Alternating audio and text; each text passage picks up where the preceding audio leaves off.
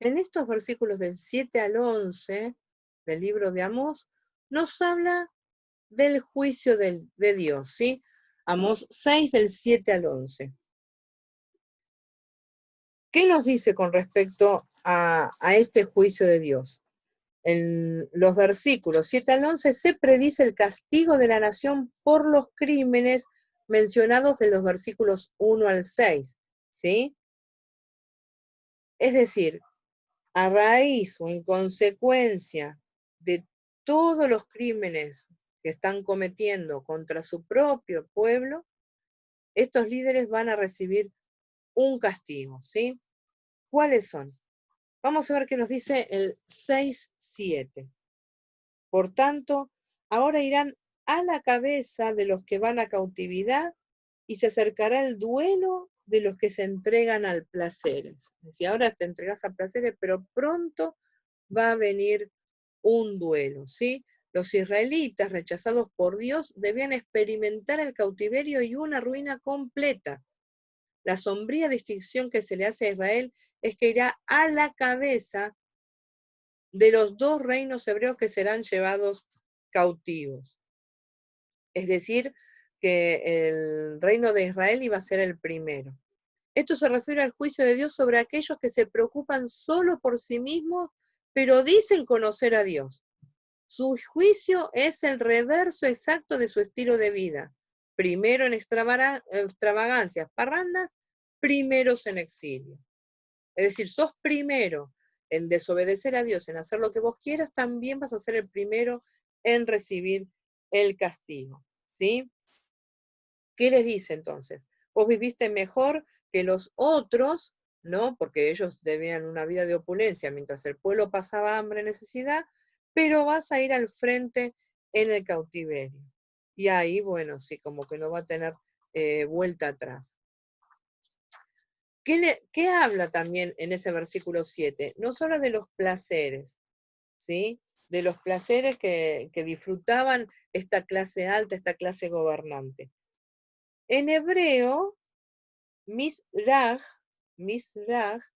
significa fiesta religiosa, o sea, una de las fiestas orgiásticas que se celebraban en honor a un ídolo. A esto se refiere cuando habla de placeres. Directamente, esas fiestas religiosas paganas, ¿sí? Donde se hacían orgías en honor a cualquiera de los dioses. Casi siempre era la diosa de la fertilidad, como lo siguieron haciendo hasta la época de los griegos, ¿sí? Después, ¿qué vemos en el versículo 8? Vamos a ver qué nos dice ahí la palabra del Señor. Jehová el Señor juró por sí mismo. Jehová, Dios de los ejércitos, ha dicho: abomino la grandeza de Jacob y aborrezco sus palacios, y entregaré al enemigo la ciudad y cuanto hay en ella. ¿Sí? Dios que dice: abomino la grandeza de Jacob. Los israelitas habían alcanzado su lujo y esplendor mediante fraudes y particularmente cometiendo injusticias contra los pobres. ¿Sí? Tenemos las referencias en el propio libro de Amós. Amós 2, 6 y 7, 3, 10 y 4, 1. Entonces, el odio divino por la grandeza y los palacios de Israel se ve reflejado en este versículo. Dios estaba hastiado, cansado de esto, porque si nosotros vemos detenidamente cuando Dios le da la ley de Moisés, hay específicamente,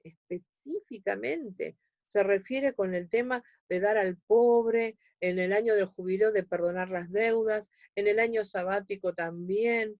Entonces había un montón digamos, cada tanto tiempo de una liberación, de un desahogo, de un volver a empezar.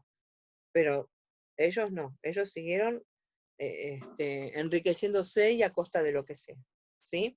¿Qué nos dice el versículo 9? Y acontecerá que si 10 hombres quedan en una casa, morirán. Y se hace una referencia a los 10 del capítulo 5.3, ¿se acuerdan que estuvimos hablando? Que era el remanente de las guerras reñidas en las últimas etapas de la historia de Israel. Es decir, de las guerras perdían, quedaban muy pocos, y esos pocos que se salvaban también iban a morir, ¿sí? Es bueno recordar que Israel no perdió su prosperidad en un solo desastre, sino que la desintegración de la nación se produjo en etapas graduales, hay que completar ahí graduales. No fue de un momento para el otro.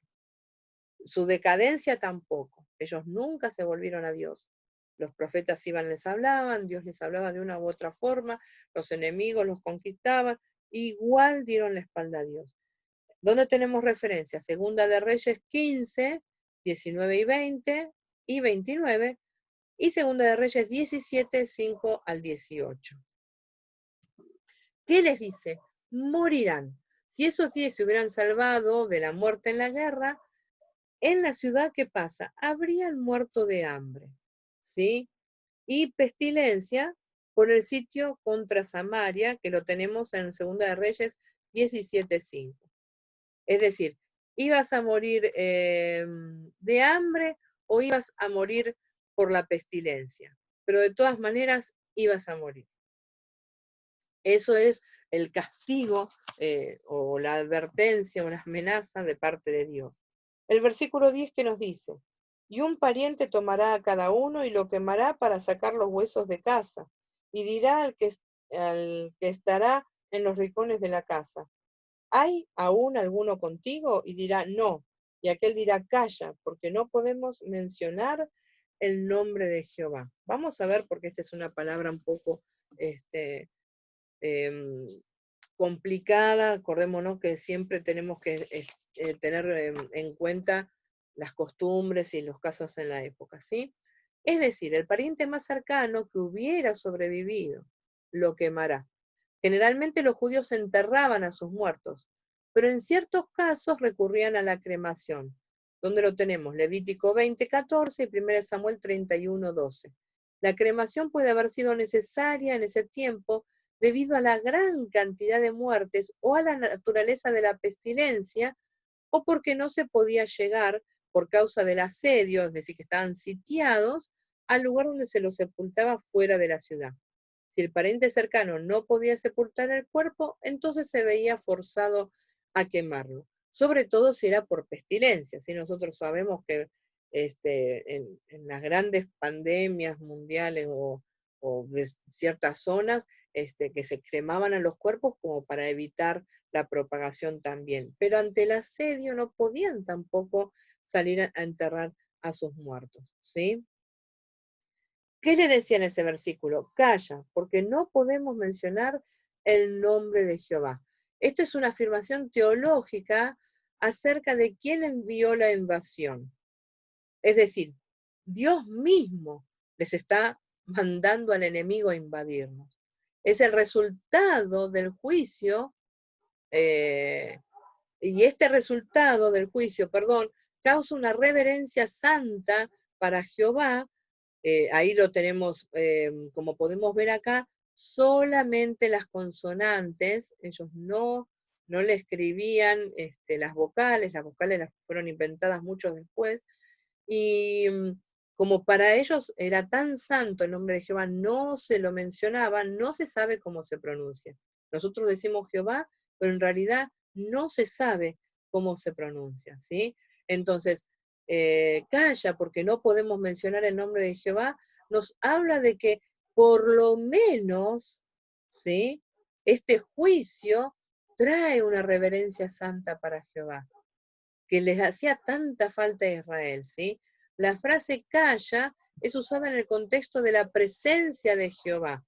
¿En qué otros lugares los tenemos? Habacuc 2:20, Sofonías 1:7, Zacarías 2:13.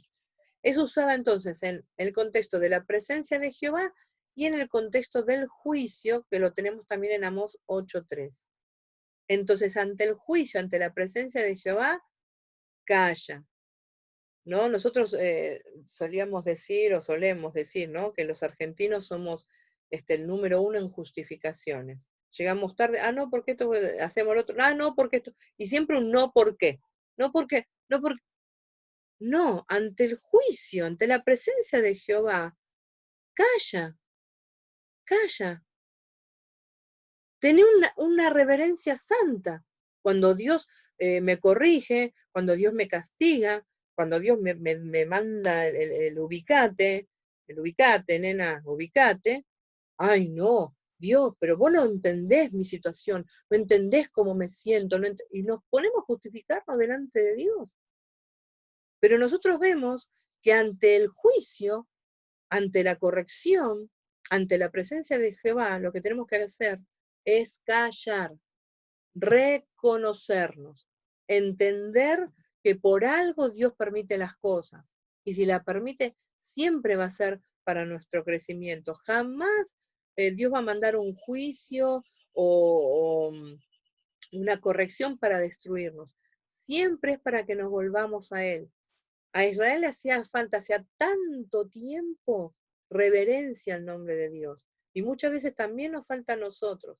Por eso cuando viene el castigo de Dios, cuando viene corrección de parte de Dios, cuando estamos en la presencia de Dios, que podamos reconocer nuestra maldad, nuestro pecado y callar delante de Dios.